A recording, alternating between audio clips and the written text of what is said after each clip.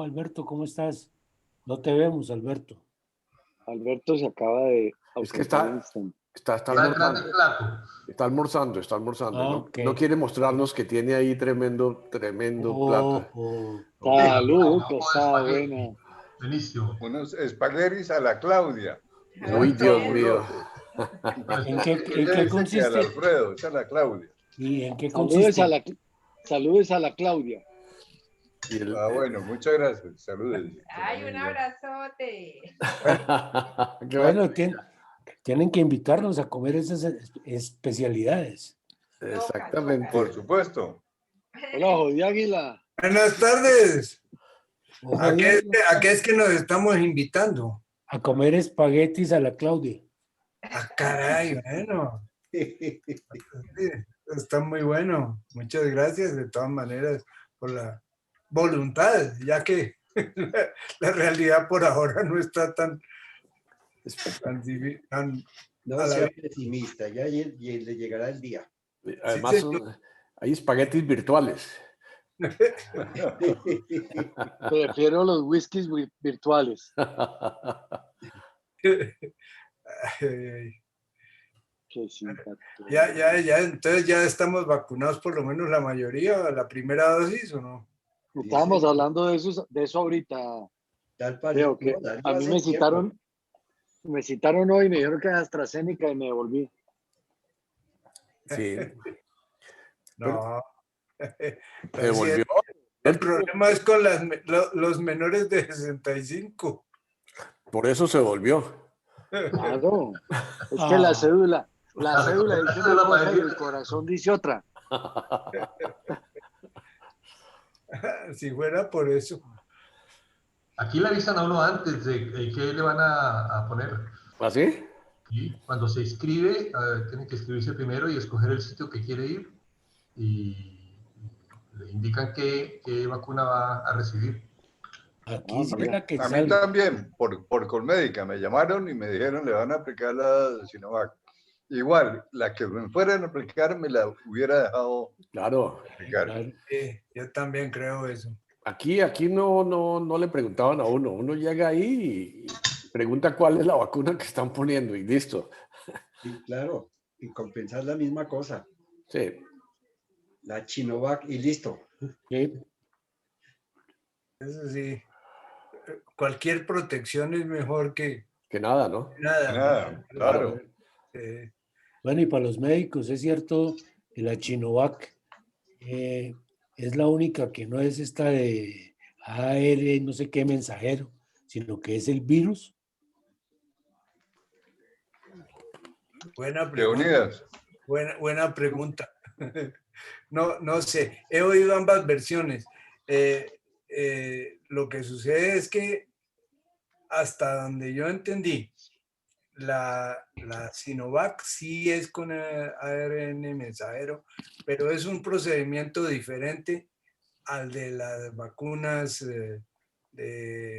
digamos, de Pfizer y de Moderna. Moderna.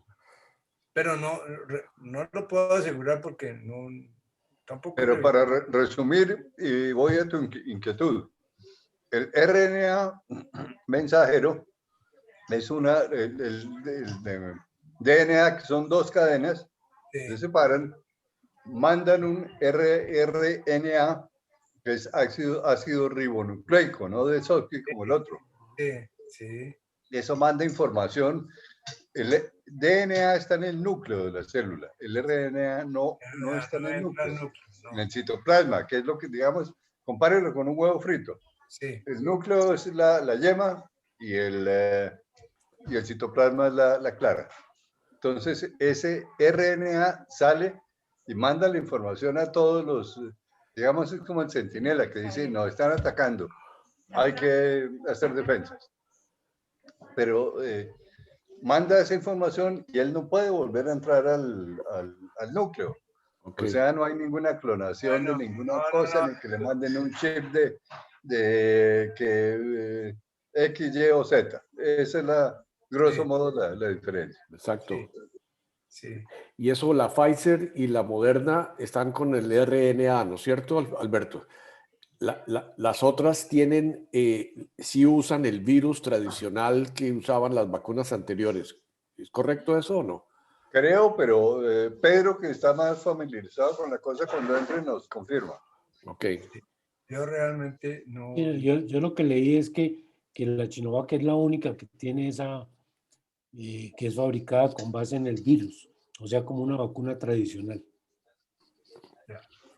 Pues, no, la verdad no sabría precisar en este momento la cosa. En todo caso, lo que sí es un hecho es que ninguna hasta ahora, en lo que yo he leído, tiene la posibilidad de inducir transformaciones en los genes de ninguno. Exactamente. Sí. Por lo que comentaba, el RNA Exacto, no vuelve al núcleo. Y si el núcleo no tiene información, no hace nada. El RNA, hay 3 RNA. Uno que es mensajero, que es este. El otro es transfer, o sea, el que va y se apila, digamos, en las células que necesitan la información. Y el otro es ribosomal, que el ribosoma es el que, digamos, transmite la información, es el traductor de la información. ¿Entendieron? Sí, señor. ¿Ah? Clarísimo. Clarísimo, Clarísimo. Si no entendió Gabriel, si esa vaina Es sí. la teoría de Watson y Crick, que yo cuando era estudiante de medicina... No, de Watson sí te entiendo, porque eso es un tema de inteligencia artificial. Elemental, querido. No, pero no de Watson, el de... Aclare. Eso era ficción en el 68, cuando estudiamos esa vaina. Hoy en día es lo más normal del mundo. Dogma de fe. Don Guillermo, ¿entonces qué? 7, estamos esperando 3 minutos más y arrancamos. Listo. Sí, pues ya voy a poner un aviso. Acaba de poner Álvaro Cabrera una cosa así. A ver, ¿El Toby está o no está? Parecería Pues que... ahí está él, debe estar dormido. ¿Será? Toby. Con las 3. Es que está con la cámara, pero no es... Y digo, la cámara no la tiene, pero no está conectado al audio. Es que está en pijama. ¿Será? Toby. ¿Se durmió?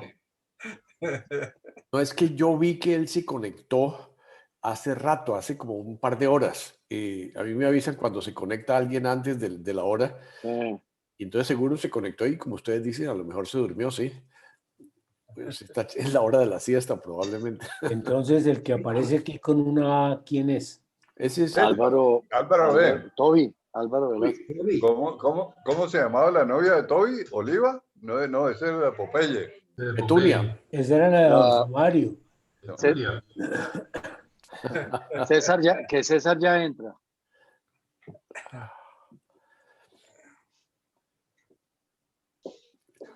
Alguien me mandó un meme diciendo que estas reuniones de Zoom parecían reuniones de espiritistas de hace un tiempo, ¿no?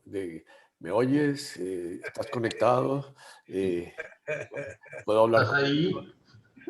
¿Leyeron lo de la pareidolia que les mandé hace unos minutos? Sí. Ah, bueno, no confundirlo con parola, sino pareidolia.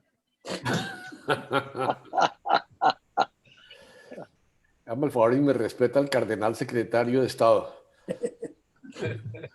Señor ministro de la Santa Iglesia, usted el cardenal sabe más de eso que nosotros. No, es que el nombre, el apellido del cardenal secretario de Estado es Monseñor Parolín, ¿no es cierto, Fernando?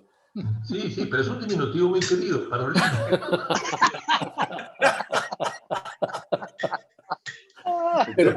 pero es verdad que es Parolín. Plana o con sí, es su apellido, claro. Es que se traduce legalmente es palabra chiquita, parola, parolín, una palabrita, no lo que ustedes están pensando científicamente. No, pero pues... Pero una pregunta, ¿la sotana es plana o se le nota alguna protuberancia?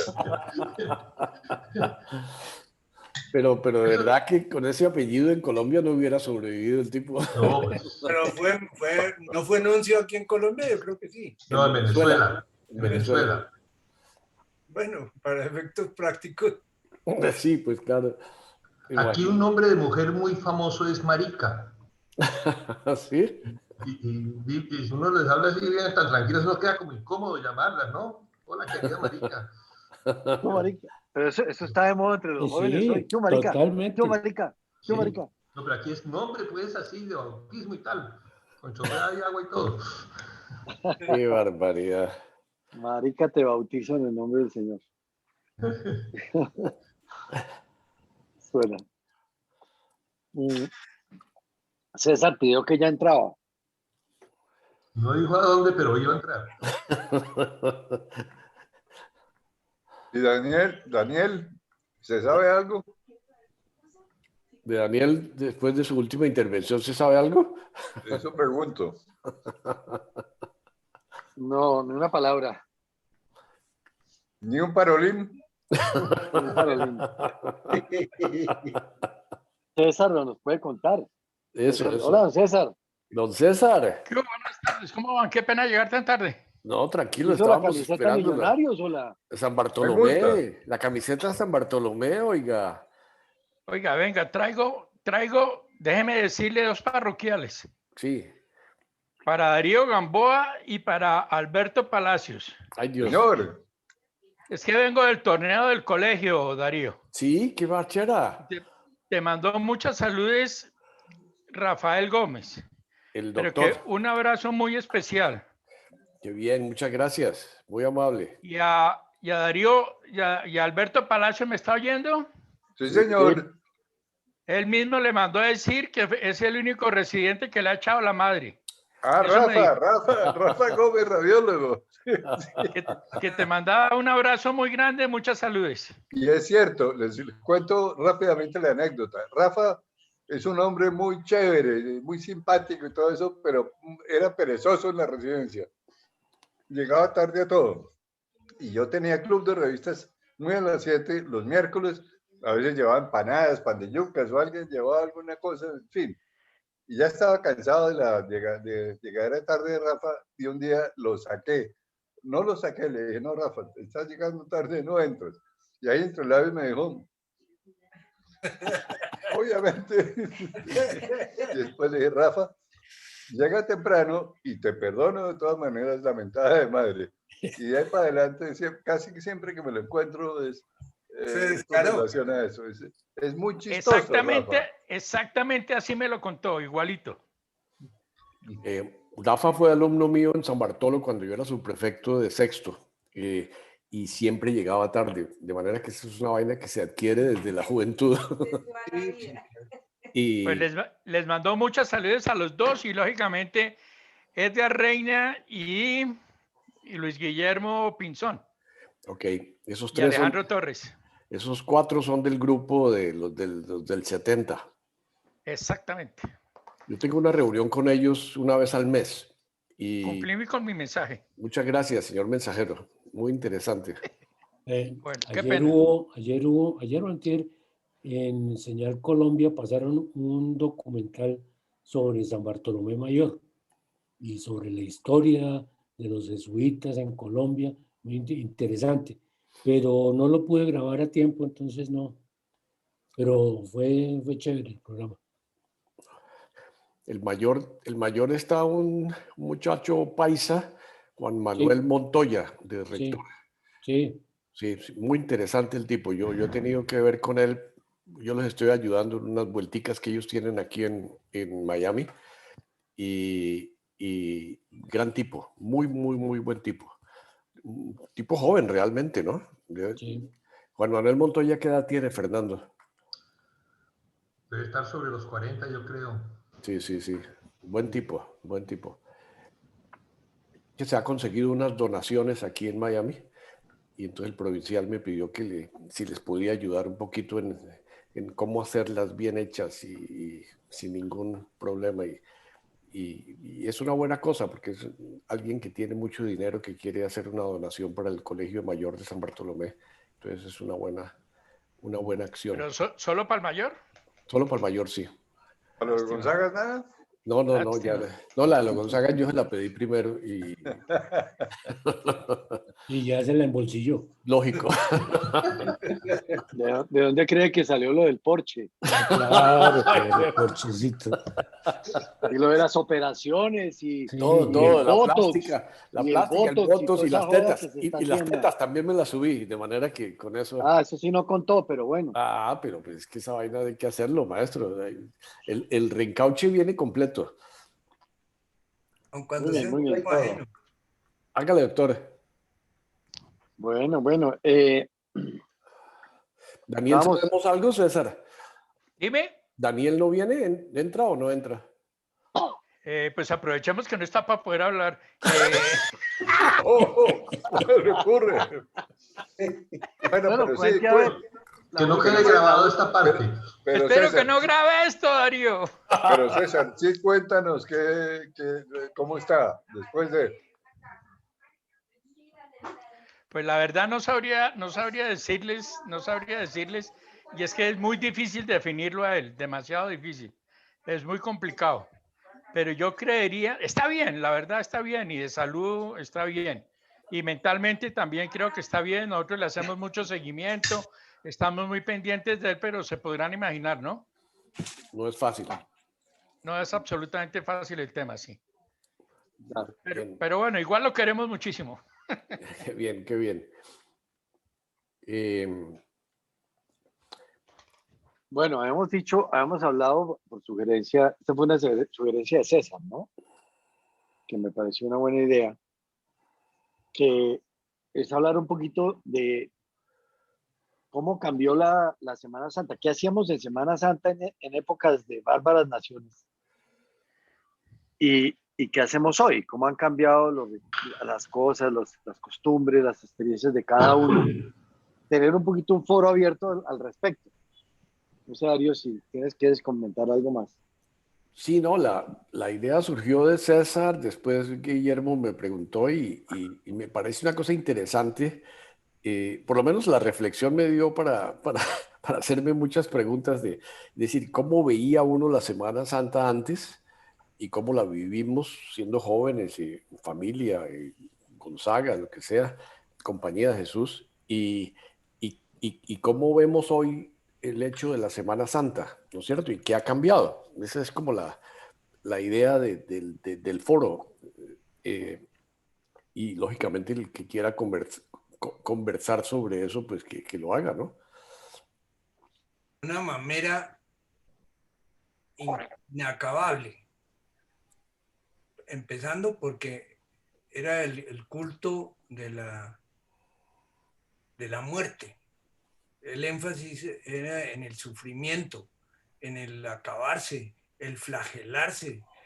Bueno, de eso pues participamos, creo que todos, pero eso era una cosa absurda. Menos mal eso cambió en su concepción. Acuérdense que empezaban tapando los santos y que, bueno, toda esa cantidad de exageraciones que había, en vez de hacer el énfasis en lo que había que hacer, lo que era en la resurrección, que es como debe tomarse eso, el renacimiento, la renovación de todo, la presencia viva de Dios otra vez, pero ese culto tan espantoso a la muerte y al sufrimiento y al flagelarse, eso por fortuna cambió. Ahora tampoco se ha pasado al plan de las vacaciones, que bueno, eso sí ya es otra visión y otra comprensión, pero se perdió mucho, afortunadamente, esa visión exagerada y mal enfocada. Eso es lo que pienso. Sí, yo recuerdo que los Viernes Santos, bueno, pero yo creo que todos los Jueves Santos, y esto es una tradición que había muy arraigada en la familia de mi señora y mi suegra, era el recorrido de todos los Monumentos. Entonces, entonces, Mr. Chofer era yo. Entonces, hágale, a ver, ¿cuántas son hoy? 7, hágale, tra, parque, bájese, parque, súbase, parque. Y el Viernes Santo, yo recuerdo cuando estaba chiquito que había Viernes Santo a las 3 de la tarde, se acallaba todo, no daban sino, o sea, no era sino música clásica, música religiosa, hasta el domingo Resurrección. Sí, eran unas costumbres muy estrictas en ese sentido. Y fueron cambiando, casi que hasta el clima también que decían que tronaba a las 3 de la tarde, ¿no? Sí. Tronó, aquí en Nocaima tronó a 2 para las 3. Era una llamada de atención. Bueno, eso sí, eso debió ser solo en Nocaima, ¿no? Bueno, yo lo veo desde 2 puntos de vista. El primer punto de vista, no sé cuál es primero o cuál es más importante, pero lo veo desde el punto de vista de mi juventud, de mi niñez, de mi infancia, y ahí mezclo lo social con lo espiritual también. En la parte social, como yo estudiaba en San Bartolomé Mayor, nosotros teníamos el problema, que era un problema grave porque nosotros estudiábamos hasta el miércoles santo, o sea, estudiamos lunes, martes y miércoles santo.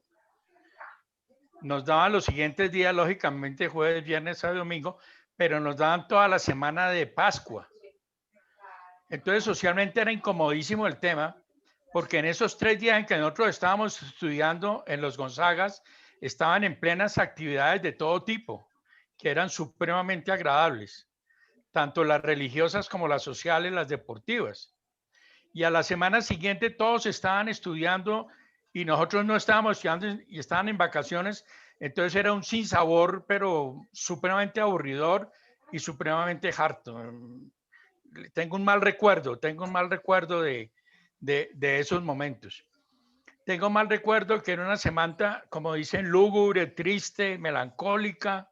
Sin embargo, con el Padre Umaña, por la espiritualidad del Padre Umaña, logramos entender algo de la religiosidad y pues nos concentrábamos mucho en el tema y me acuerdo de la adoración que hacíamos toda la noche y que dormíamos en la curia y hacíamos velaciones cada uno media hora y uno rezaba y todo ese tipo de cosas.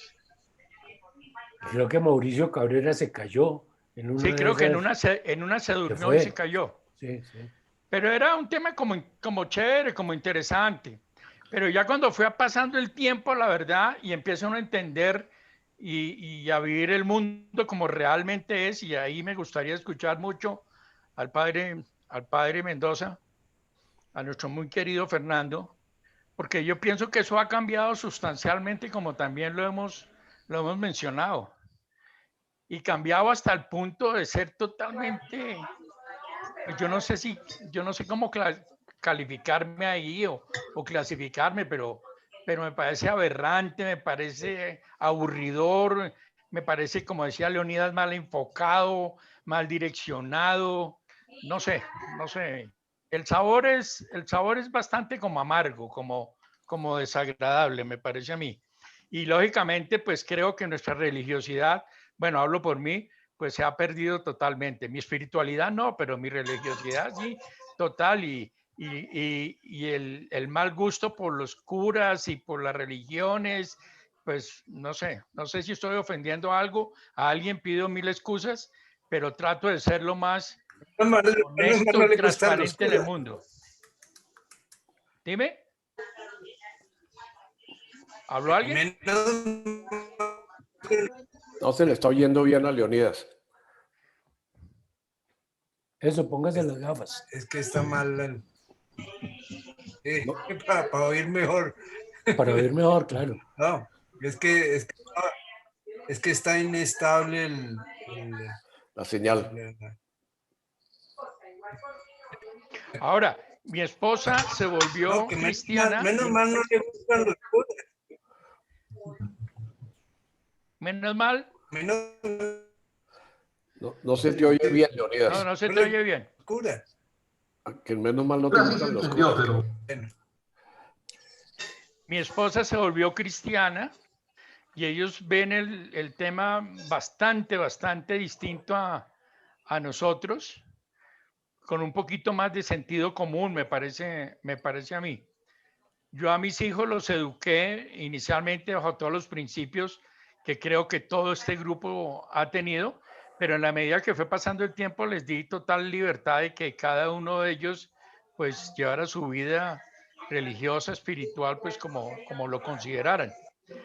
Y últimamente se nos volvió pues una semana muy agradable porque siempre había actividades deportivas y había un torneo muy famoso de Semana Santa de tenis. Entonces para nosotros la verdad se nos acabó totalmente el tema de la Semana Santa como religión o religiosidad y lo volvimos más de descanso y deporte. Ese sería mi aporte. Excelente, excelente. ¿Alguien más? a ver, yo les cuento una anécdota primero. Ustedes saben, yo estudié en el Colegio del Rosario de Bogotá, ahí en la Quinta Mutis, en el 7 de agosto. Y Hernán Umaña, pues, no era propiamente capellán, porque los capellanes eran los padres tijameres.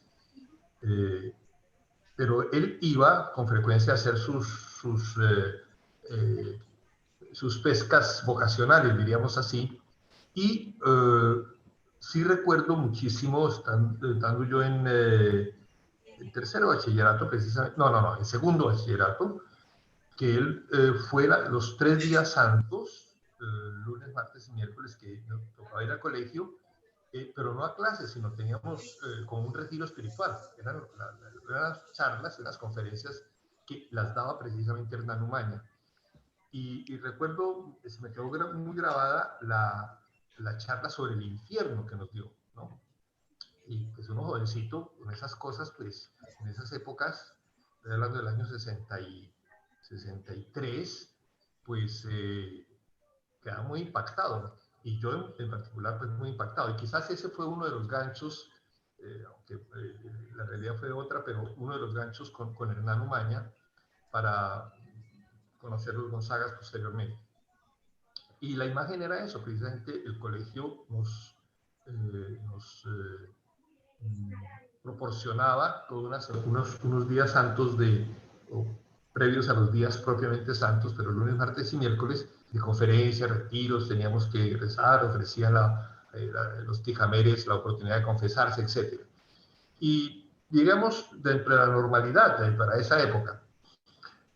A nivel de familia, también mi familia, pues en esa época muy religiosa, diría yo, el jueves era un día alegre, un día realmente alegre, porque ese día se comía bien, había comida especial, obviamente con pescado, y era un verdadero banquete, el almuerzo, antes de ir a la tarde, pues a las ceremonias y tal. Pero ya a la tarde, antes de ir a ceremonias, la norma de la casa era que cada uno debíamos esconder los juguetes en el armario. Nada de juguetes. Y comenzaba el silencio. Teníamos que hablar poquito y, como mencionaban antes, oír los sermones y las cosas. Y eso, pues, todos los días.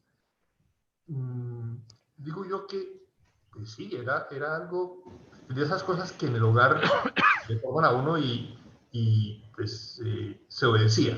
Con el paso de los años, no tanto me sucedió a mí, porque yo, pues, ya muy jovencito entré a los Gonzagas y participaba precisamente de la Semana Santa que se organizaba, en las oraciones y todo lo que me llevaba a Hernán Umaña. Y después ya entré a la Apostólica y seguí la vida religiosa. Entonces, mis Semanas Santas han tenido un sentido, dijéramos, dentro de todo el ámbito religioso, conociendo la teología de las cosas, conociendo la simbolización y el significado profundo de todos los símbolos que trae la Semana Santa. Entonces, pues, obviamente mi visión es muy distinta, ¿no? Y con experiencias después, ya siendo sacerdote, pues muy lindas, muy interesantes, preciosas, en medio de los campesinos o en los trabajos que hacíamos con Julio Jiménez, previamente en Semana Santa, con los ejercicios espirituales. Pero yo estoy de acuerdo que en general la Semana Santa tenía un carácter lúgubre, un carácter de recogimiento, de sacrificio, de negación, de conversión, pero conversión, digamos, no muy del corazón, sino había que convertirse esa semana y ser buenos esa semana para poder seguir viviendo, ¿no es cierto? Y no caer en los infiernos, que más o menos era la idea que captábamos cuando nos dio esa famosa charla Hernán Umaña, que fue pues maravillosa, pero que queda uno pues temblando diciendo, no, yo tengo que ser bueno porque si no, pues aquí empiezo a oler azufre y empiezan a salir candela por todos los bolsillos del vestido. Como digo, personalmente las cosas pues las veo muy distinto cuando se conoce el sentido profundo y el significado que no solamente debo conocer, sino transmitir cada vez que se celebra la Semana Santa. Y termino diciendo que aquí en Europa me impresiona muchísimo digamos, como lo sacralizado que ya está, lo desacralizado que está el mundo, la sociedad, y que yo creo que en Colombia todavía se conserva algo como de favorecer un ambiente espiritual en esos días. No obstante, eso, el plan de vacaciones, los cruceros de Semana Santa, los paseos de Semana Santa, los vuelos, las playas, etcétera, eso sustituye todo lo demás. Sin embargo, recuerdo con especial admiración, yo reemplacé algunas veces al padre Javier Hoyos, no sé si lo conozcan, que estuvo encargado en Las Palmeras, en Villeta, en la finca o el lugar de recreo de la Fundación Social, que tiene una acogida muy grande, o tenía, no sé en este momento cómo sea, pero una acogida inmensa de gente que iba allí a vacacionar en la Semana Santa. Y sin embargo se celebraban las ceremonias. Y era simpático ver a todo el mundo en pantaloneta, en vestido de baño, todo en las ceremonias religiosas y con una, pues diría yo, pues, buena devoción, ¿no? Entonces, una mezcla de religiosidad o de mundo espiritual y de mundo mundano, digamos, de vida mundana, de descanso, sin decir que sea mala, sino de vivir el mundo, ¿no? De la vacación, de la piscina, del juego, de la familia, de la comida, pero a las horas que había las ceremonias, pues eso, la gente acudía o acude con cierta devoción. Aquí en Europa es muy frío eso, muy frío, ¿no? Y incluso las ceremonias, pues, muy en el estilo, diríamos, vaticano, ¿no? En el sentido de muy pegadas a los ritos, a las ceremonias, al incienso, a las procesiones, un poco desencarnadas de la vida como quizás se celebra en otros sitios. Pero comprendo que para la sociedad en general y en el mundo en general se ha perdido muchísimo el sentido y lo que no se conoce, lo que no se experimenta, dijéramos, desde una dimensión un poco más profunda, pues no se valora tanto, ¿no? Queda la curiosidad de los monumentos, obviamente, que allá pues en Colombia creo que siguen teniendo una atracción grande, porque en las parroquias es muy importante adornarlos, hacer un altar muy bello y todo para la procesión del jueves, etcétera, y para la visita de los monumentos en la noche, pero más como turismo litúrgico, diría yo, no como un proceso de ir a rezar propiamente, sino ir a mirar qué tan bonito es el monumento, etc. Aquí ni eso. Aquí el monumento no tiene ningún valor artístico o algo que fomente un poco al menos la curiosidad, ¿no? Entonces se vive muchísimo más fríamente de lo que se vive quizás en nuestros países. Bueno, eso como anécdotas por ahora y como una pequeña y superficial reflexión. Perfecto, gracias Fernando. Yo recuerdo que era tradición en la familia que el Jueves Santo nos despertaban con una bandeja de desayuno y eran galletas y hasta vino. Ese era el jueves. El viernes pues era un día ya muy triste, muy lúgubre, como hemos dicho. Y yo esperaba con ansia el sábado, porque la ceremonia de la luz me impresionaba mucho y me impresiona todavía. Ya, pues ahora lo entiendo un poco mejor en el sentido de que estamos hablando de la resurrección. Pero en realidad la única liturgia, el único rito de Semana Santa que soporto es el del sábado, porque me parece, me impresiona.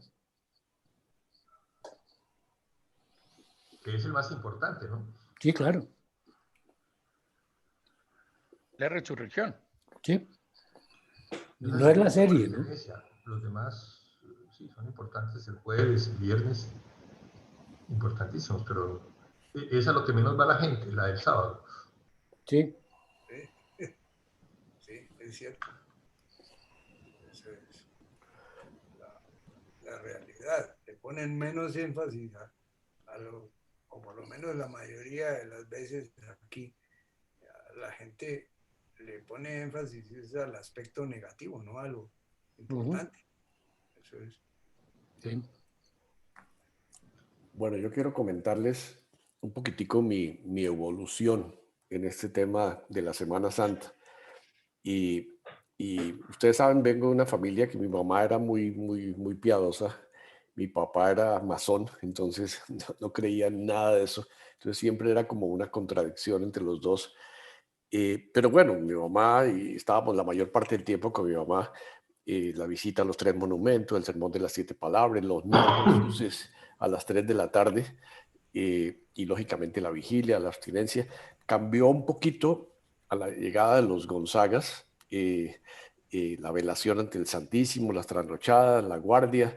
El padre Umaña como que le dio un poquito más de sentido eso, por lo menos en mi vida. Después en la compañía de Jesús empiezo uno a entender un poquito más, pero siempre me impresionaba, sobre todo en el noviciado y el juniorado, las ceremonias bellas, los coros, la meditación, el aleluya, el día de la resurrección en esa capilla de Santa Rosa era para alquilar balcón en el cielo, porque eso era un éxtasis, esa ceremonia, y tenía todo el sentido, y lo viví con sinceridad. En magisterio y en filosofía y en teología, comencé a ir a campamentos, también me mandaron a una parroquia a ayudarle a un párroco, y ahí comencé a ver la Semana Santa, digamos, entre comillas, del pueblo, y eso me impactó muchísimo, porque había una fe muy sólida y muy significativa, y quiero decirles que le tengo un respeto tremendo a esos procesos de fe de la gente humilde, de la gente simple, y yo no sé si estar de acuerdo o no estar de acuerdo, pero lo tengo que respetar, de alguna manera estimulado por una serie de actitudes de los párrocos que no siempre son los más actualizados en teología y todo esto, insistiendo muchísimo en toda esta historia del pecado y de la culpa. Y yo honestamente, de las cosas que rechazaba dentro de la compañía de Jesús era esa historia de que Jesús murió por nosotros. Yo sentía como un chantaje de alguna manera, y digo, pues, ¿por qué carajos si yo no he hecho nada? ¿No es cierto? Y internamente era como una reacción a esto, y evidentemente estudiando filosofía y teología, eso llegó al punto por el cual me salí de la compañía, cuando entendí pues, que yo había sido educado en una cultura occidental completamente dualista, donde el sentimiento de pecado y de culpa se agravaba, y la imagen de Jesús sufriendo y la corona de espinas era por mí. Y yo no lo entendía, y lógicamente dejé de entenderlo, y pienso que perdí la fe en el Jesús sobrenatural fuera. Pero mantuve la fe, en mi opinión, en el Jesús hombre, en un tipo auténtico, justo, que mi gran descubrimiento en teología, y que me ayudó, y lo vivo hoy, para mí Jesús fue un tipo espectacular, pero puramente hombre. y hay una cantidad de artículos y de teología, y por ahí salió un artículo de Luis Alberto Restrepo en estos días de la humanidad de Jesús. Y yo me acuerdo yo preguntándome en teología si era que Jesús era Dios fingiendo ser humano y en la cruz haciendo ese drama, pero sabiendo que era Dios, o era simplemente un ser humano comprometido hasta el extremo que lo mataron porque era un profeta y estaba anunciando otro tipo de religión contra todo el fariseísmo de los judíos y toda esta cosa. Y ese Jesús, ese es el que yo admiro. Un tipo completamente hombre, y para mí esa energía que está, y entonces se mezcla con lo que era la concepción anterior de Jesús, y, y lo que llegué a comprender y ahora lo entiendo es que yo acepto ese Jesús y lo básico de ese Jesús, y lo que decía Julio Jiménez un día me lo decía, es que las religiones se tiraron el mensaje de Cristo. La espiritualidad, lo profundo de Cristo, se lo tiraron las estructuras, pasarlo al mundo occidental, toda la jerarquía, toda la estructura de la iglesia, y empieza uno a entender por qué se separaron los protestantes, porque los católicos estaban vendiendo indulgencias y toda la corrupción del papado y toda esta historia. Entonces llega un momento en que digo, yo no quiero ponerme bravo con eso, yo quiero simplemente respetar que hay gente que tiene una fe que yo llamo de carbonero, y la respeto y la entiendo, y otros que poco a poco vamos dejando eso, y yo pienso que lo he dejado. Mis hijos fueron a un colegio por tener el bautismo y la primera comunión, más por complacer a mi papá perdón, a mi mamá, que por nada, y la familia de Pilar tampoco era, y los educamos en valores, eh, y, y hoy en día yo diría que la Semana Santa para mí es una reliquia del pasado, ¿no es cierto? Casualmente fui a Popayán hace un par de años con Pilar, porque Pilar es de Popayán, y lo increíble era que Pilar, siendo de Popayán, no sabía lo que había detrás de la Semana Santa en Popayán, y me quedé asustado porque participamos de todas las ceremonias de la Semana Santa de Popayán, con familias de ahí de Popayán, familias de los cargueros, de los pasos de la Semana Santa, y ahí sí que quedé decepcionado, porque ahí me di cuenta que era una ceremonia y una tradición donde los grandes notables y las grandes familias de Popayán salían literalmente a mostrarse, cargando unas cosas y haciendo con unas jivas aquí en los hombros de ser cargadores, y donde cualquiera que se sintiera cansado no se podía retirar porque, en otras palabras, todo el mundo empezaba a decirle marica, marica, ¿no es cierto? No se lo decían, pero era una señal de debilidad, un machismo y una cosa que me empezó a dar como, les confieso que fue la primera vez que sentí rabia de decir, por Dios, cómo se mantiene una cosa así. Y sí veo que ha cambiado, sí veo que en este Papa de hoy trata de regresar a ese Jesús simple, comprometido con su gente, que respeta a todo el mundo, que se fue para Irak a reunirse con el imán de las otras religiones, un tipo respetando a todo, que hace una fratelli tutti con la naturaleza, los animales, la casa común.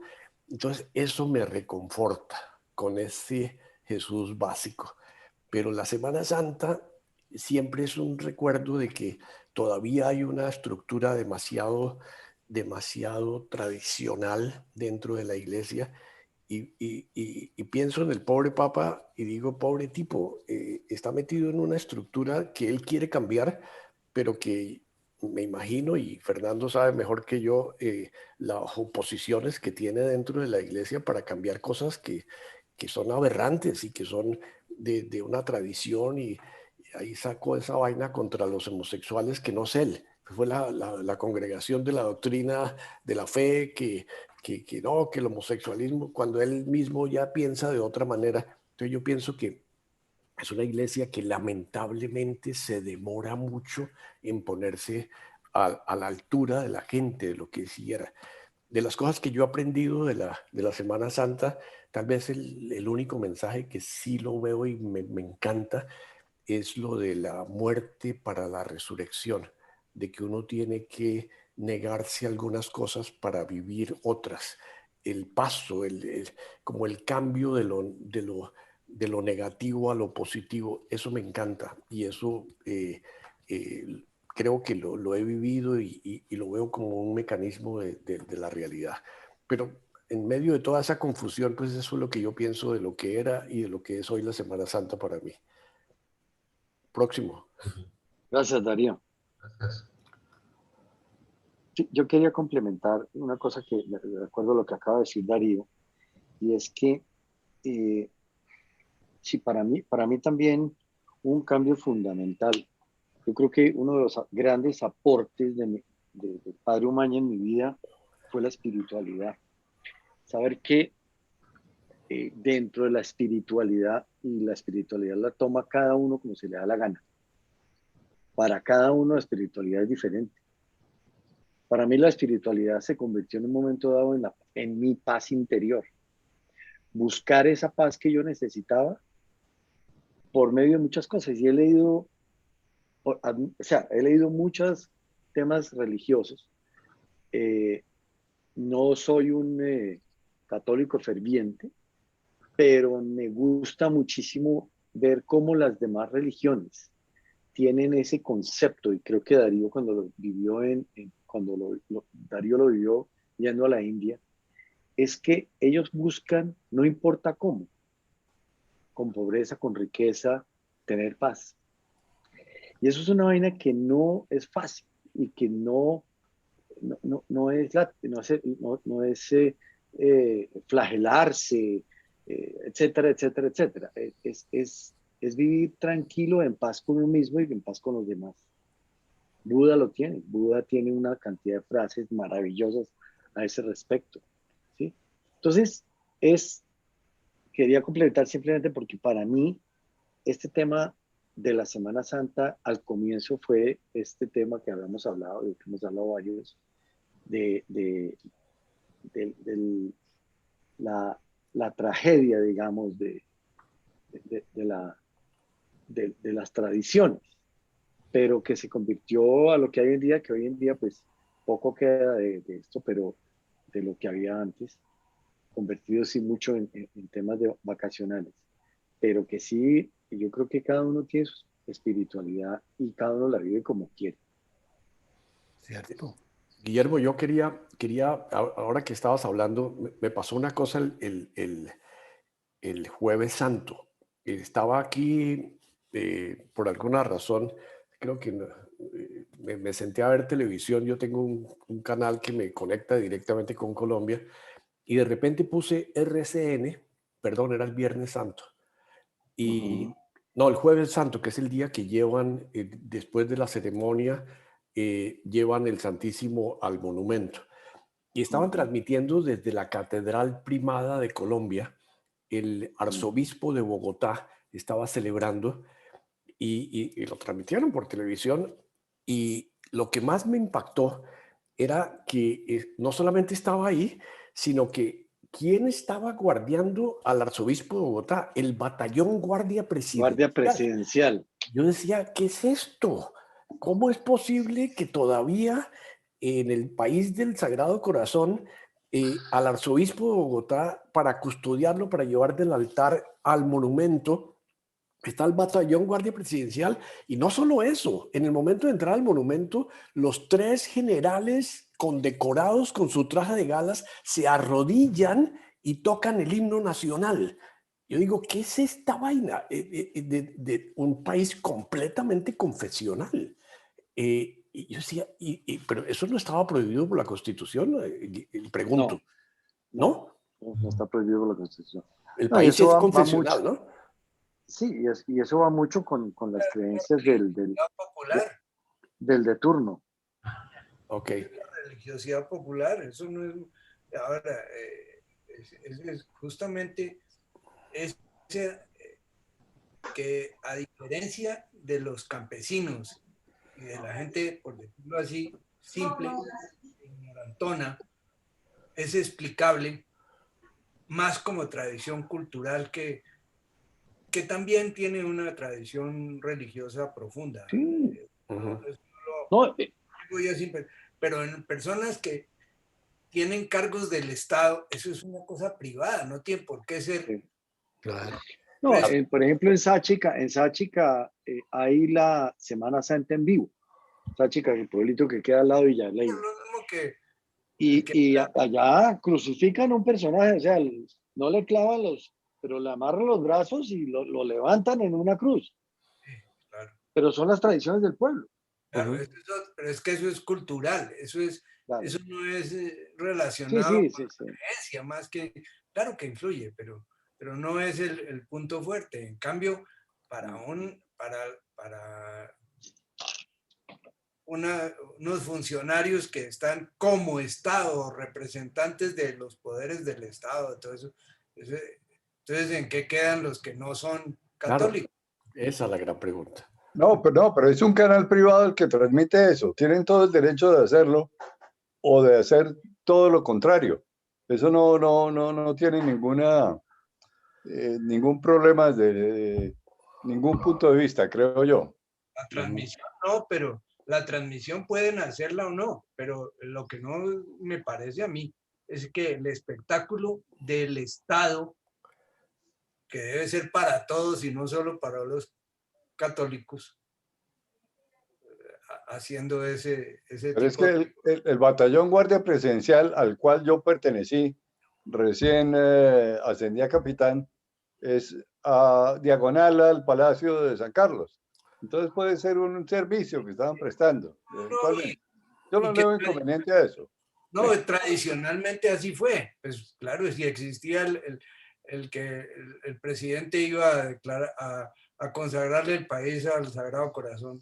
Claro, claro. No, y yo digo, es una cosa respetable, evidentemente es una tradición, pero en un mundo tan multirreligioso, multicultural, en un país tan diverso, evidentemente que manda una señal de que el Estado está con esta religión, clarísimo. Es decir, nunca va a estar el batallón guardia presidencial en una ceremonia de los musulmanes o de los cristianos, que son bastantes, entiendo ahora, de los grupos cristianos, de una manera tan clara. Esa es mi preocupación y yo digo, es evidente que tanto el Estado como la misma Iglesia no se han desprendido de esa relación, pues que es milenaria, ¿no? Es decir, eso viene de todas partes, ¿no? Ahora, a mí me parece que, por ejemplo, la participación de la policía en los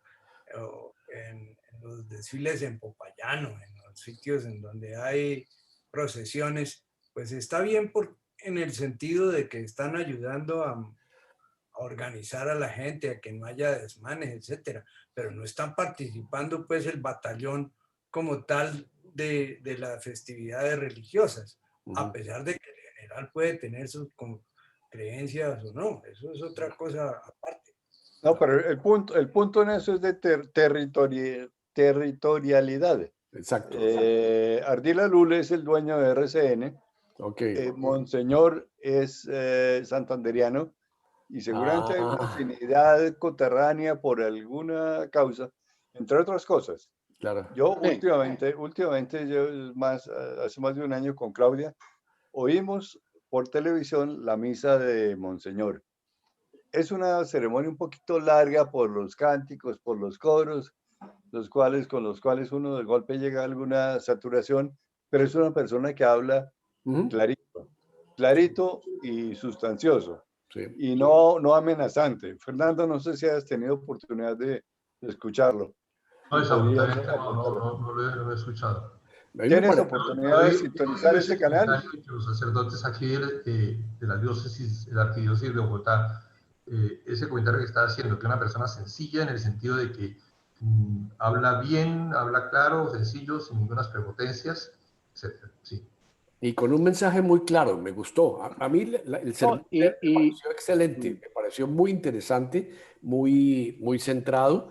Eso no estoy diciendo que no, me pareció un tipo y además muy joven para ser arzobispo de Bogotá. No sé, 60 y pico de años, sí, 64, 5, algo así. Y hubiera sido un Gonzaga perfecto, porque es re mariano. Siempre ajá, remata con oración a María y sí, en las ceremonias alusión. muy interesante, sí. chévere. Sí, y lo que Bueno, dice Alberto es muy cierto. Eso es muy Ardila Lule porque ni lo transmiten por acá ni por Señal Colombia. Sino RCN, sí. Mm, Y yo creo vale. que ahí sí, como decían, distingamos.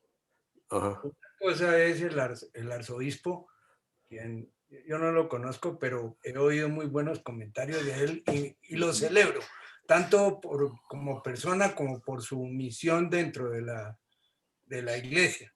Eso no es, pero me parece que es que el punto es la participación del Estado sí. en una cosa religiosa. Eso no se ve en los demás países que no tienen esta connotación confesional.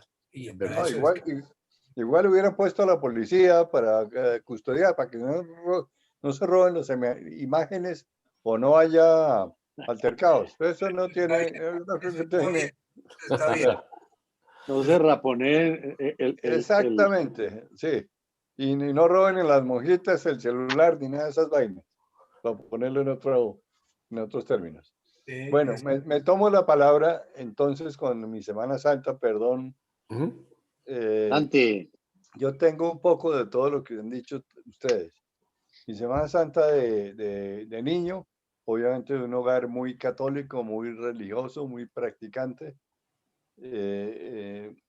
tenía esa connotación, la que dijo César, de la comida frugal, abundante, empanaditas de pescado, de pollo, etcétera, silencio absoluto, no juguetes, no nada de esas cosas. Luego entran los Gonzagas y como todos lo hemos vivido, sobra decirlo, una religiosidad al extremo que ni la entendíamos en algún momento dado. Por lo menos yo lo veo así hoy en día. Y muchos otros episodios de los Gonzagas que tampoco los entendí, los hemos comentado, pero que fueron trascendentales en la formación que uno tiene ahora. Luego, cuando mi mamá murió, yo era estudiante de medicina en ese momento, pues dejé de tener una práctica religiosa, digamos, por un poco tiempo. Y cuando me casé y tuvimos nuestros hijos, etcétera, volvimos al redil, entre comillas, misa dominical, etcétera, oración, todo. Mis hijos adolescentes también tuvieron una oportunidad de formación. Ellos vivieron conmigo ya divorciados de los 13 años el chiquito, y de los 15 la otra, y tuvieron una oportunidad de desarrollar su espiritualidad. Yo realmente la abandoné en cuanto a la misa dominical y demás cuestiones, pero lo que sí me quedó fue la esencia de ser un buen ser humano, prestar mis servicios, no ofender a los demás, no abusar, todas esas cosas. Luego, hasta hace realmente muy poco tiempo, volví a retomar un poquito de eso, la espiritualidad, lo que les comentaba, las misas dominicales, aunque sea por la televisión, aún estando en la ciudad, comulgar cuando hay la oportunidad de hacerlo, con una conciencia plena de que uno no ha fallado y es, digamos, digno de recibir la comunión.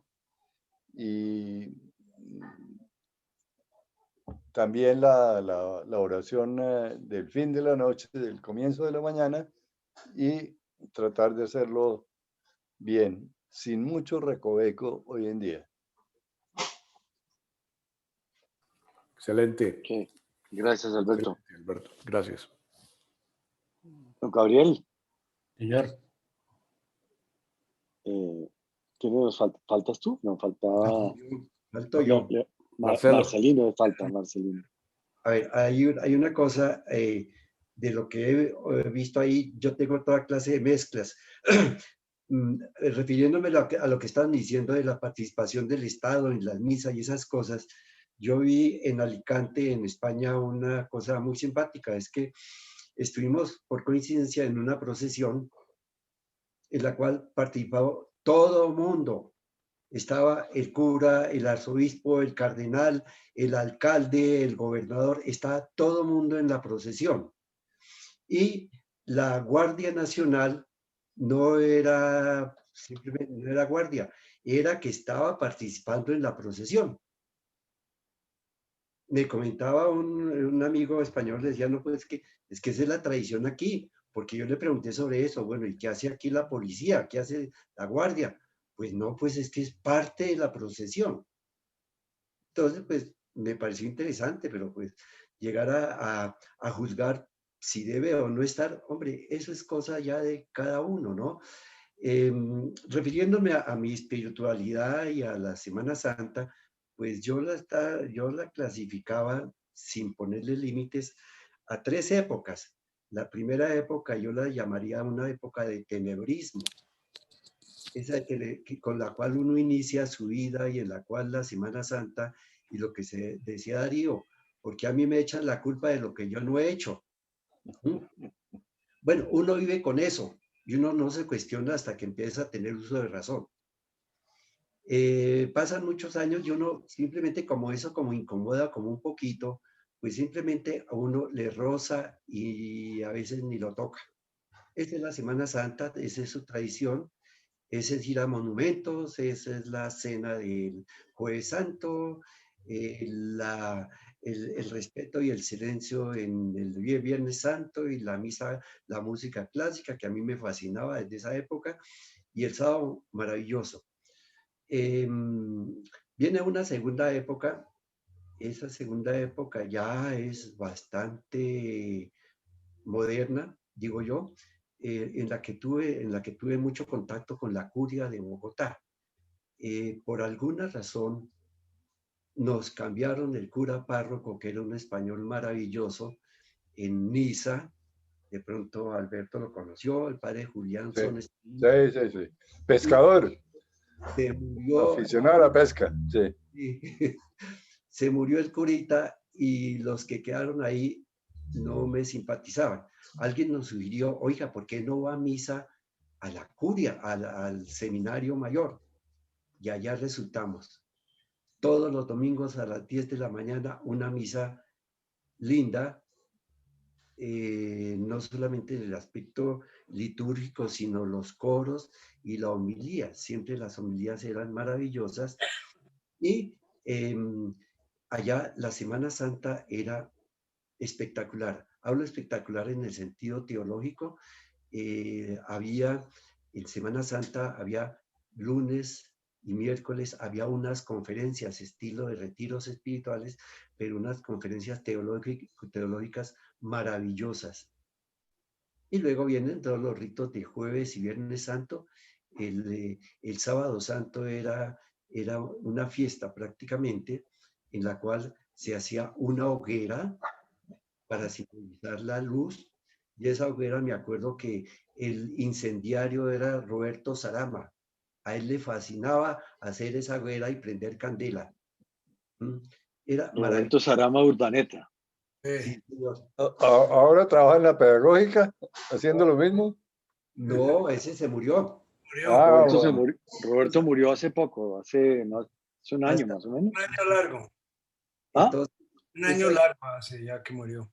Esa misa del Seminario Mayor se acabó cuando Rubén Salazar lo nombraron de cardenal y yo no sé qué le pasó, se volvió mala persona y acabó con la misa. Es que es de la familia más goda de allá del Huila.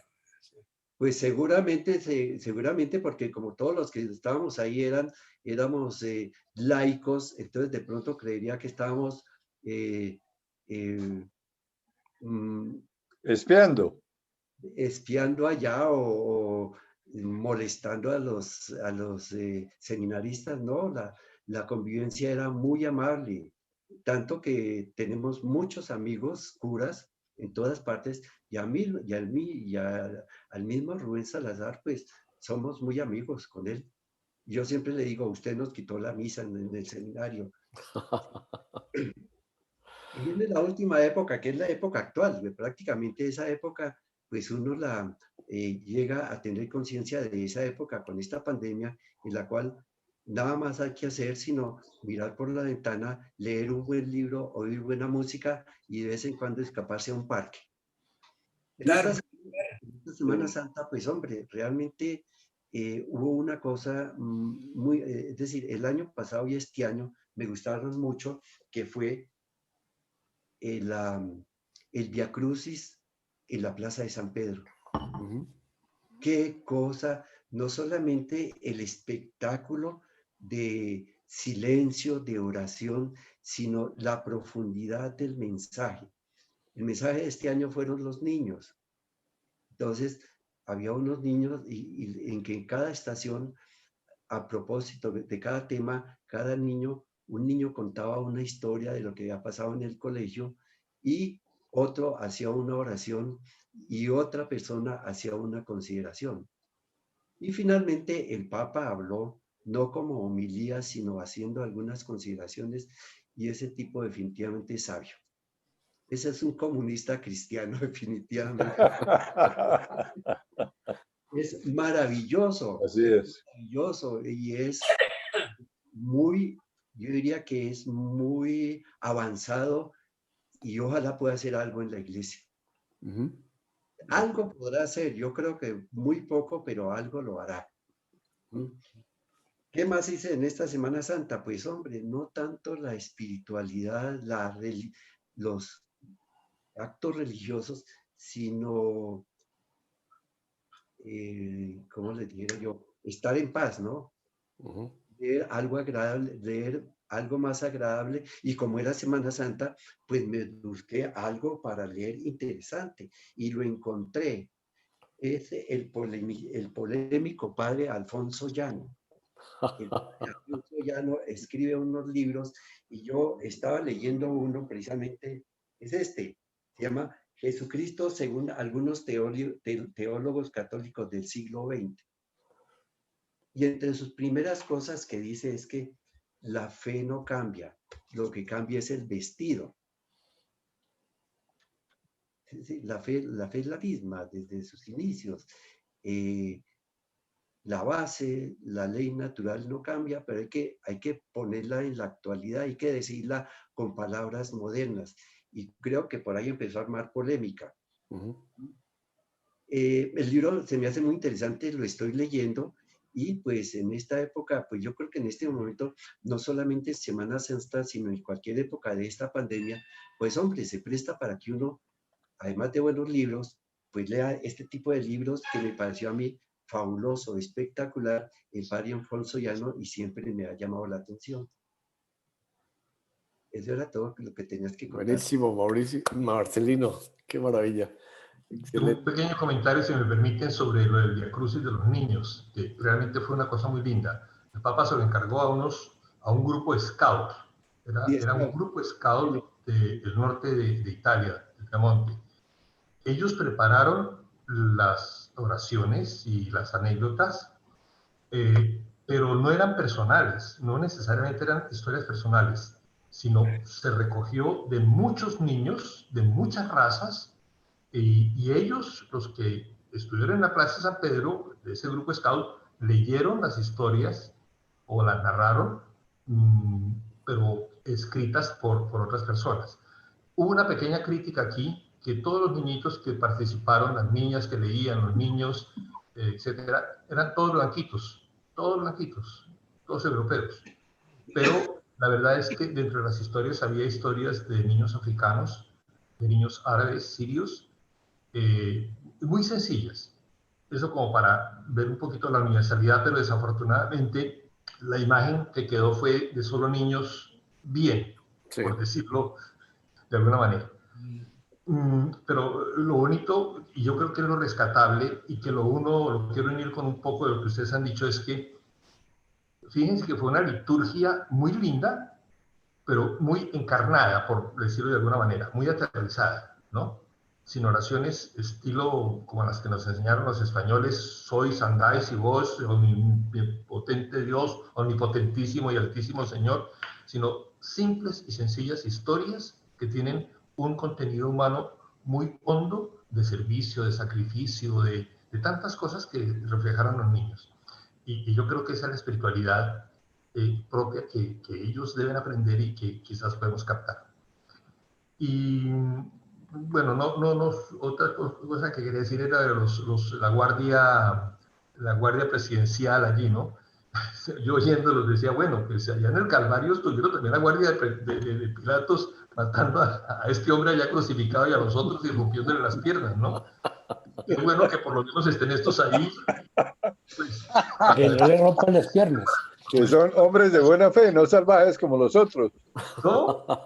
Que son hombres de buena fe, no salvajes como los otros. Sí, estos por lo menos no pateaban, ni mataban, ni echaban lanzadas. Bueno, como anécdota especial, pero también yo me alegro, obviamente sin desconocer la crítica que hay de fondo de esa relación y ese maridaje entre iglesia y Estado, y que a veces, o una iglesia particular y el Estado, que obviamente sé que en los tiempos modernos pues puede ser peligroso ese,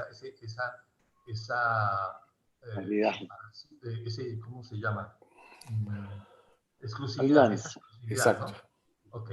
Pero yo digo, desde el punto de vista humano, hombre, genial que los tipos hubieran podido, al menos haciendo su oficio, oír, escuchar o hacer una procesión y ver pasar un elemento ahí espiritual que a lo mejor no entienden mucho, pero que no dudo que los miembros de la Guardia Presidencial son gente sencilla, gente campesina, gente que de pronto lleva una espiritualidad muy honda adentro y que no se logra ver porque están vestidos en un traje muy elegante de Guardia Presidencial, pero que se quitan ese traje y se ponen desalpargatas y se ponen la ruana cuando regresan a sus veredas. Claro, claro, sin duda. Bueno, que hayan estado. Pero, repito, no anulo la crítica de fondo que presentaba Darío y que ustedes han comentado, que no se ve bien realmente, ¿no? La Iglesia tiene que dar signos de universalidad, dar signos de ecumenismo, dar signos de apertura, y eso es importante. Así es. Bueno, excelente, gracias.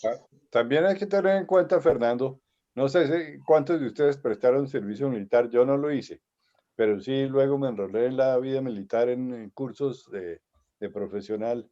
Estar uno con un fusil en mano, con todo ese traje encintado ahí, firmes, si le rasca uno un ojo, una ceja, no se puede rascar, o una mejilla, lo que sea.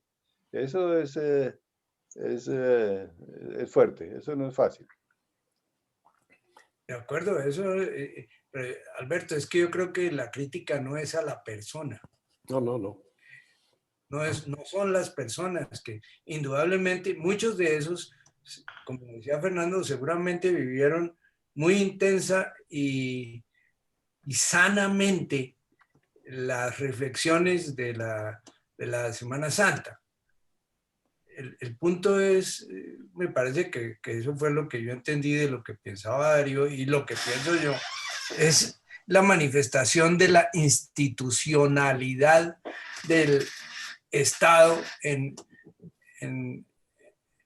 con una iglesia, con una religión, con una iglesia más bien, que no es tanto con la religión. A la próxima nombramos al Partido de los Comunes para que escolten. También debía haber más de uno ahí sentado también, porque son igual de pueblo que los otros. Claro. Descontando. Muy bien.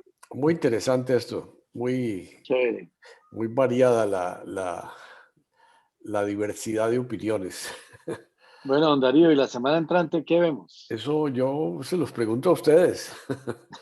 César tiene que quitar el César, Tienes que hablar.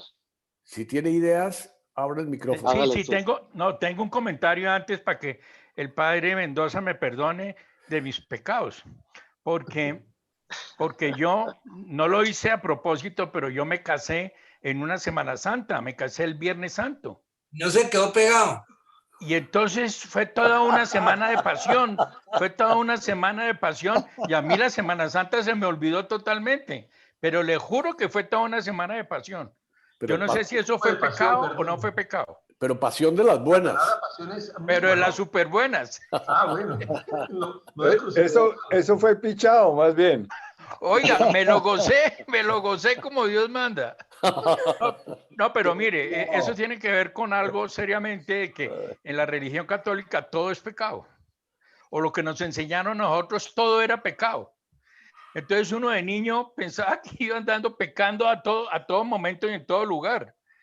Y uno decía, pues que yo soy malo por naturaleza o qué, ¿cómo es? Y eso me parece que es nefasto y es terrible para el desarrollo de una persona, me parece a mí. Anda viviendo con...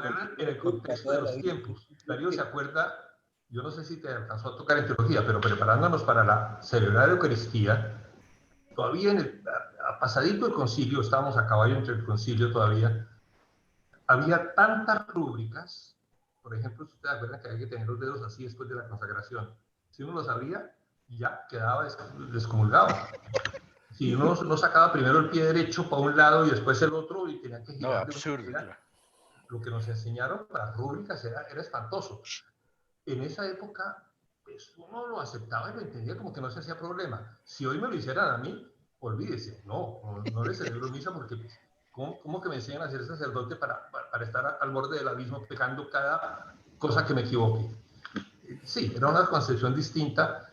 Yo lo salvo en el sentido de que la evolución de las cosas, de los simbolismos, del pensamiento, vista desde hoy, pues sí, es horroroso ese pasado, ¿no? Es horroroso. Uno diría, lo grave sería que lo siguiéramos repitiendo, y desafortunadamente algunas cosas se siguen repitiendo, pero que siguiéramos viviendo pues con toda esa cantidad de visiones negativas, pesimistas, ¿no? Y el gran reto es tener una mirada muy distinta, muy optimista, muy positiva, sin negar el mal, sin negar el pecado, porque eso sigue existiendo, pero que se puede mirar desde una perspectiva como lo estamos haciendo con el COVID. Ya yo creo que ya la tal infección no nos asusta tanto. Sabemos manejarla, ya estamos aprendiendo a convivir con ella y eso no va a pasar así tan rápido.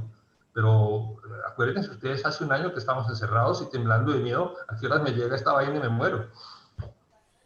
He dicho.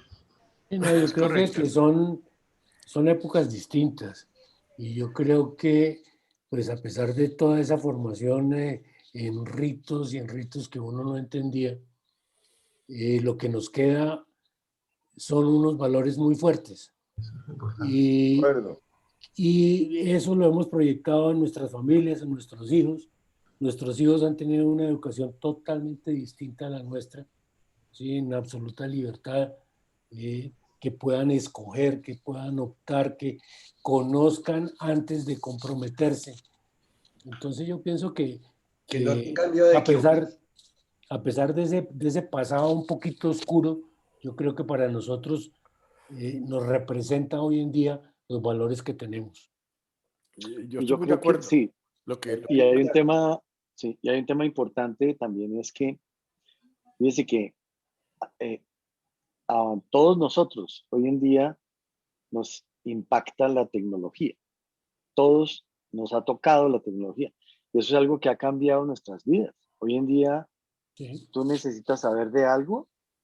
En el pasado era la tradición de que el sabio sabía, de que no sé qué. Hoy en día, o sea, en la época de Jesús no hay internet, maestro.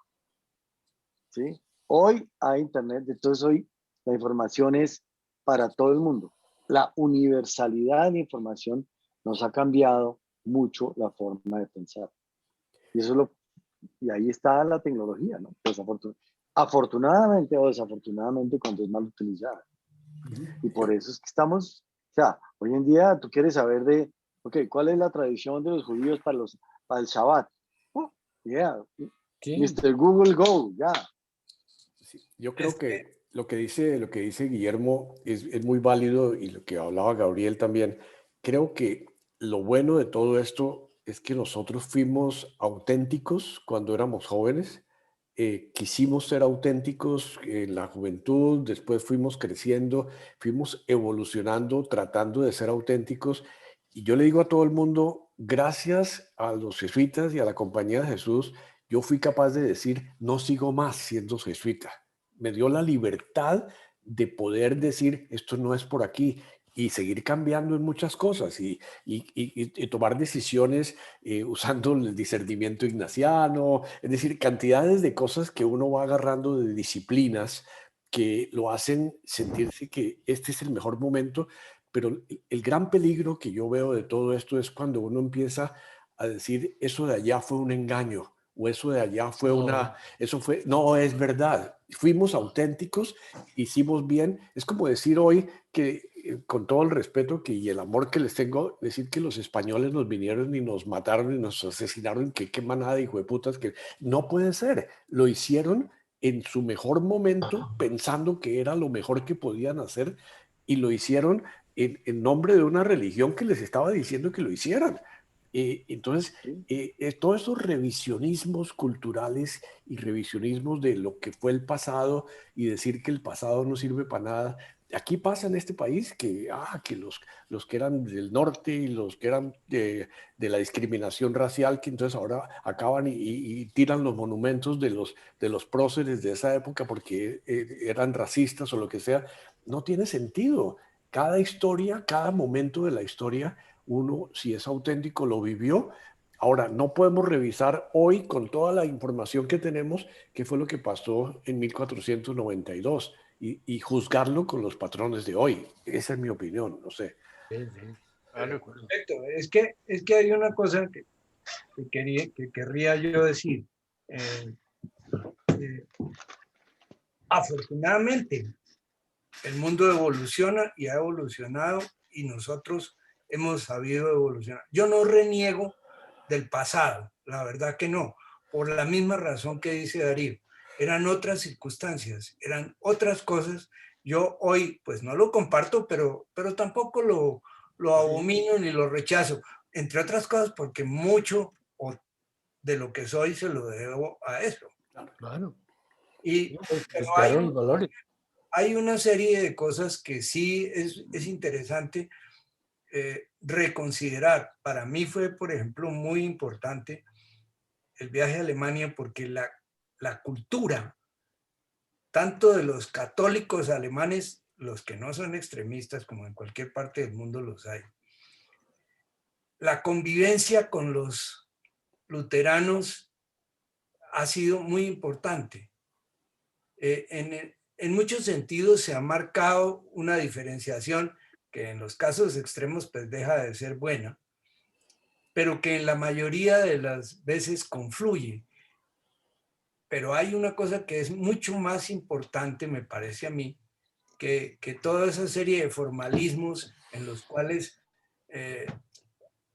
participamos tanto los que tuvimos cultura española, que es la serie de ceremonias y la serie de reverencias y todo eso. Claro, eso viene de la época en la cual hasta para hablar había que pedir permiso porque la gente se consideraba ofendida y que el otro no era capaz de hablar, etc.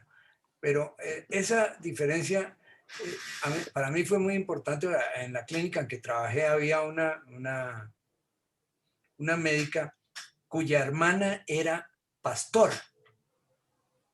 Y eran muy interesantes las conversaciones alrededor de diversos temas, no necesariamente temas religiosos, sino temas de comprensión, temas de compartir una visión o de ver una separación y un juzgamiento desde tipo ético más que de normas, sino de en qué circunstancias estaba situado todo. Y eso, a mí me parece que eso es una de los grandes logros después de que ya le levantaron por fin excomunión a Lutero y el acercamiento hacia, no solo hacia los luteranos, sino hacia a todo el mundo que esté buscando el bien y la verdad. Eso es una maravilla. Lo que tiene uno que tener es que estamos lastrados, como están lastradas todas las culturas, por diversas cosas, tanto buenas como malas, pero en general son más las buenas que las malas, por fortuna. Sí. Guillermo, ¿y al fin en qué quedamos para la próxima semana? No sé, pensé que César nos iba a sugerir algo. César, estás en mudo.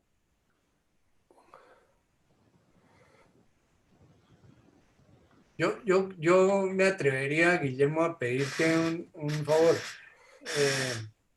Tú habías hablado alguna vez de la relación con los ángeles o no sé qué cosa así, ese tipo de espiritualidad con la cual yo soy bastante ignorante y por otra parte no comparto en muchos aspectos. Sin embargo, me parecería muy interesante el que tú nos hablaras de eso y de la relación que tú decías que tenías con alguna periodista, alguna señora que tenía. Muy interesante. Sería interesante. Voto por esa también. Ok, ese es un tema, digamos, es un tema muy personal. Muy personal, sí, es un tema muy personal. El hecho de, yo estudio bastante sobre el tema y el hecho de ver que en todas las religiones existen un ser supremo y unos ayudantes, como los quieras llamar. Porque en todas las religiones los hay. Tú miras el budismo, miras la religión que tú mires, siempre hay un Dios y hay una serie de personas que le ayudan. Eso me ayuda un poco a mí a entender, a quererme meter un poquito más en ese tema. Pero es un tema más de vivencia personal. Yo puedo contarles un poco lo que para mí es. Nunca he querido ni he tratado de convencer a nadie. Bueno, es simplemente, que no es eso. Claro, simplemente, sí, contar un poco sobre qué son los ángeles o por qué razón se habla de... Claro. Exacto. Puede ser, claro. No tengo ningún problema. Tus vivencias en ese sentido. Sería el tema. Claro. Mis vivencias. Ok. Muchas gracias. Bueno, listo. Buenísima idea. Está también el tema de Álvaro Guerra de la literatura. Sí, está el tema de Álvaro Guerra y está el tema de César a mí Torres de la parte financiera.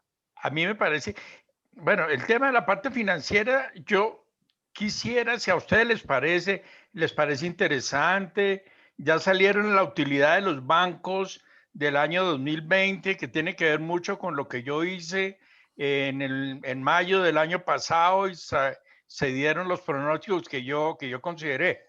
Si ustedes quieren que yo les deje charla, con mucho gusto les hago la comparación de las utilidades de todo el sector financiero, qué sucedió, cómo sucedió lo de la pandemia, para que tengamos una visión clara del tema. Si les parece que vale la pena y que es interesante, también. Con el mayor gusto. ¿Cuál sería el objetivo de saber las utilidades del sistema financiero? Porque acuérdate que siempre hablamos de la diferencia de lo que era construir ayudando y no construir destruyendo. ¿sí? Y que el aporte del sector financiero no fue lo que realmente necesitaba el país, no sé si el mundo, pero el país no fue lo que realmente necesitaba.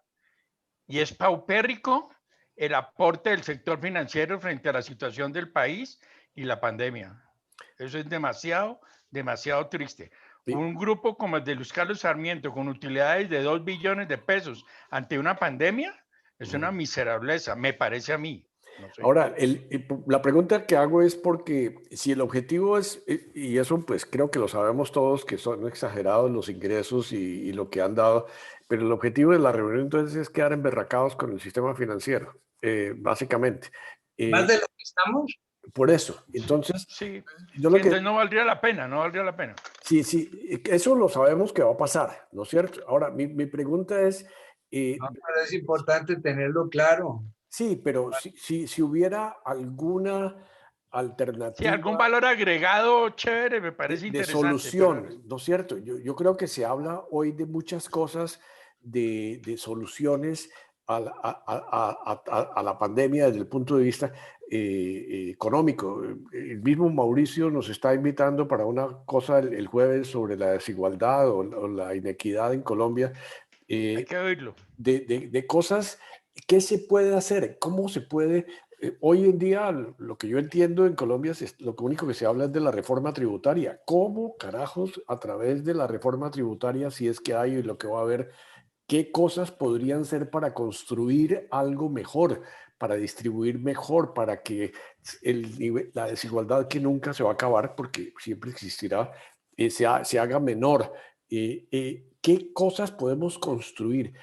A mí una vaina que me preocupa mucho, y se lo dije a Guillermo y estuvimos hablando, y inclusive tuvimos una crisis en nuestro chat por eso, es cuando nos dedicamos es simplemente a criticar y a decir que está mal y a decir a destruir y no traemos soluciones. Y si hubiera alguien que pudiera decir, hombre, qué sé yo, el ingreso mínimo básico que se habla en Europa o lo que hicieron ahora en la pandemia de darle a todo el mundo un salario mínimo o no sé cuántos por el CISBEN o por no sé qué otra cosa. Es decir, ¿qué cosas hay que podamos hacer para construir? Mi opinión es que reunámonos para construir, no para destruir. Es mi sugerencia.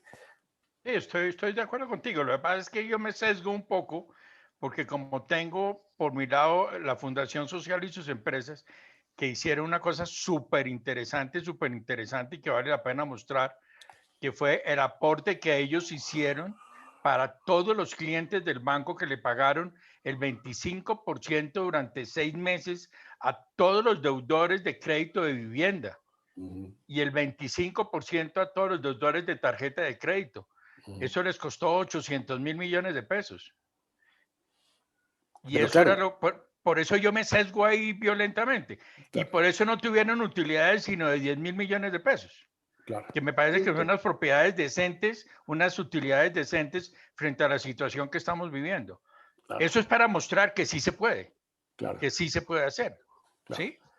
Pero claro, ya es muy personal el tema, entonces... ¿sí? No sé qué opinan. A mí me parece de todas maneras interesante y de veras sin ánimo pendenciero, sino con no, para nada, para nada. Esclarecer un poco y es bueno marcar las diferencias, ¿no? Pero, bueno, Guillermo. No, pero hay otros temas también. Está el tema de la literatura y a mí, la verdad que para mí es súper enriquecedor oírlos cada vez que los oigo sobre el tema del mejor libro, el que más ha impactado. Me parece que fue un tema extraordinario que tuvimos oportunidad de escuchar. A mí me cuesta muchísimo trabajo, porque yo no soy un buen lector. Pero oír a Marcelino Ramírez decir que el Cantar de los Cantares es la mayor belleza, y yo lo he leído 4 veces y créanme que no lo entiendo, les juro que no lo entiendo, y trato de buscarle la belleza por todos lados y no la veo, pero lógico, para Marcelino pues es una belleza, es una es que la belleza es muy relativa, pero sí.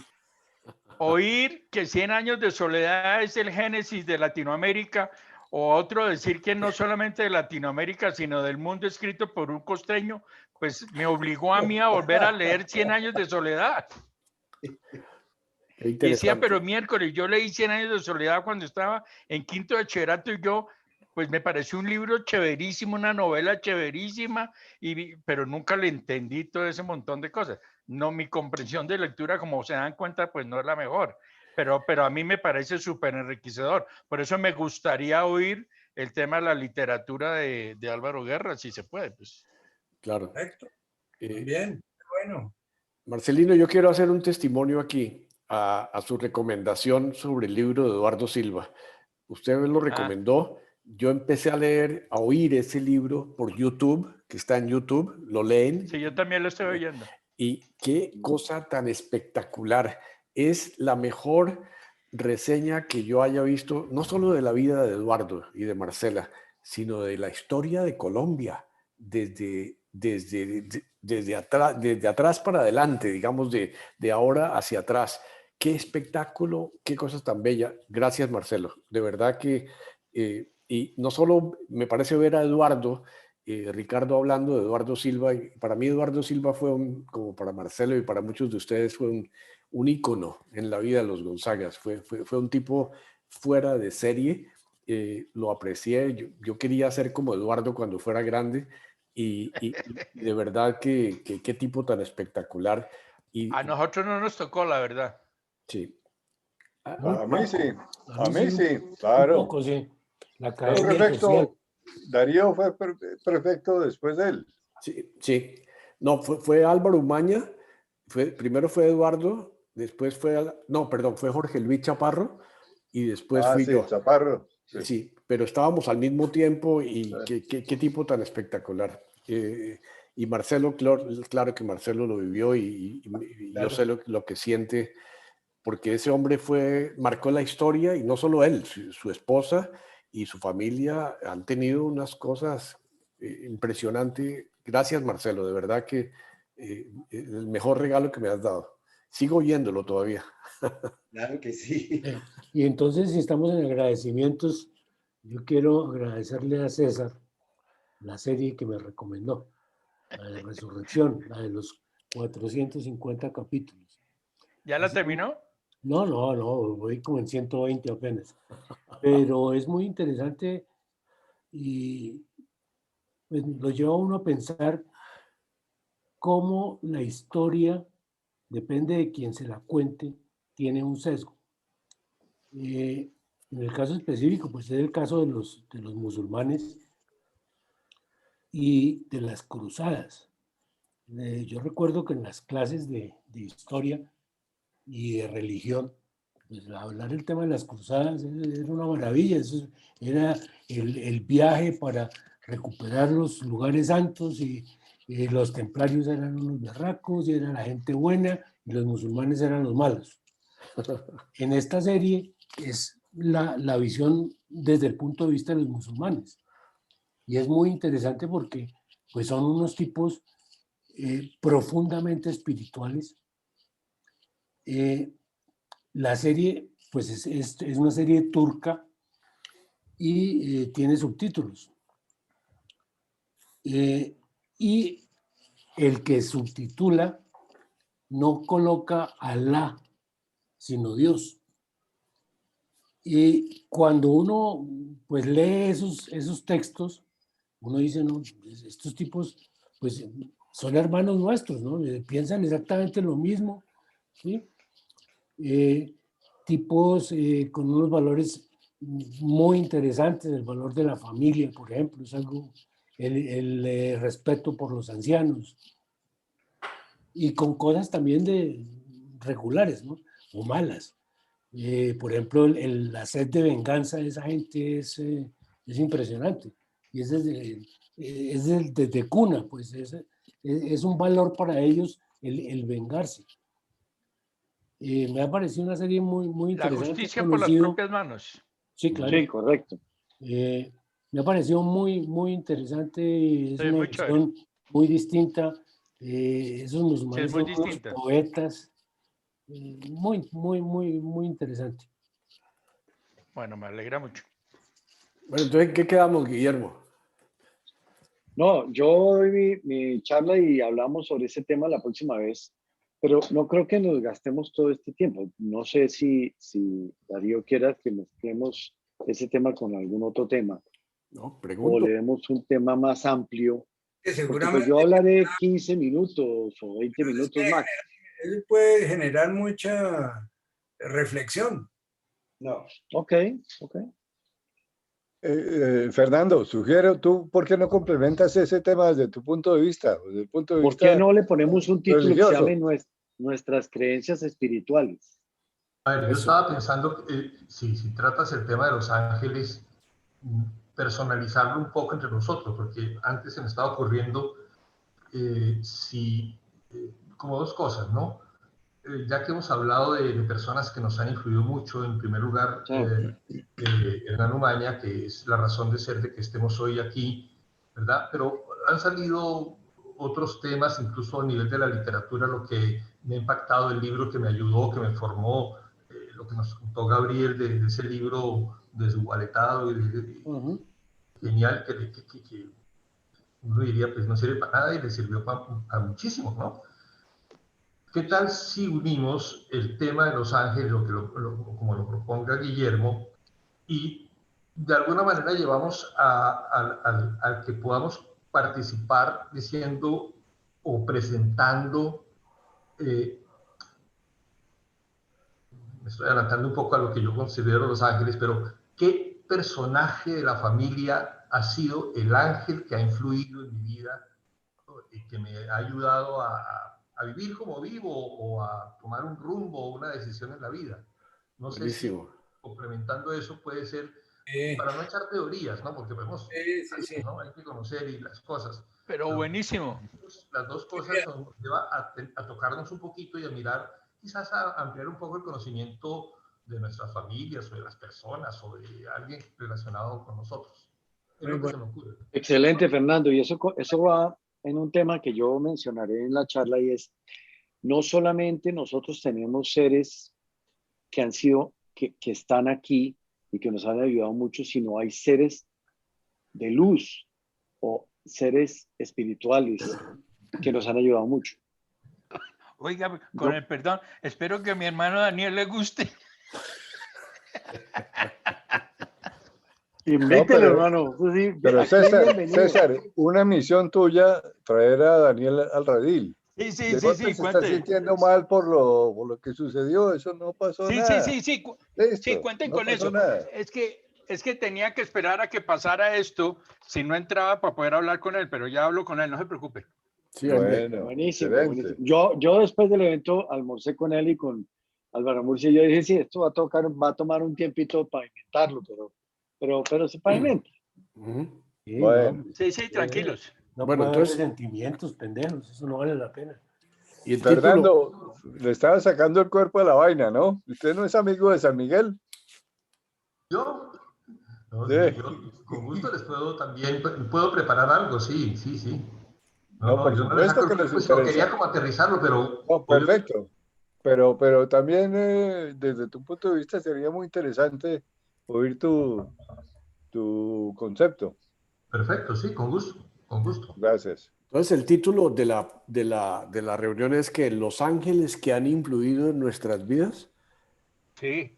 Y ahí abarcamos familiares. Muy meloso, como muy meloso. ¿Sí? Más bien seres. Seres. Celeitos y está en todo, man. ¿Es con ese o con C, Leo? ¿Es con ese o con C? Las seres también han influido. Buenísimo. Seres que han influido en nuestra vida, ese es el tema. No es placeres, es seres.